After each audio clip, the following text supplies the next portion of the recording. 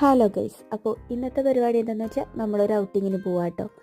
എങ്ങടാന്ന് വെച്ചാൽ Portugal Porto എന്ന് പറഞ്ഞിട്ട് സ്ഥലത്തേക്കാണ് പോകുന്നത്. ഭയങ്കര ബ്യൂട്ടിഫുൾ ആയിട്ടുള്ള ഒരു പ്ലേസ് ആണ് കേട്ടോ. അപ്പോൾ ഞാനവിടെ പോർച്ചുഗൽ വന്നിട്ട് എപ്പോഴും പോകണമെന്ന് വിചാരിച്ചൊരു സ്ഥലമാണ് പോർട്ടോ. പക്ഷേ പോകാനുള്ളൊരു സാഹചര്യം ഒത്തു വന്നത് ഇന്നായിരുന്നു.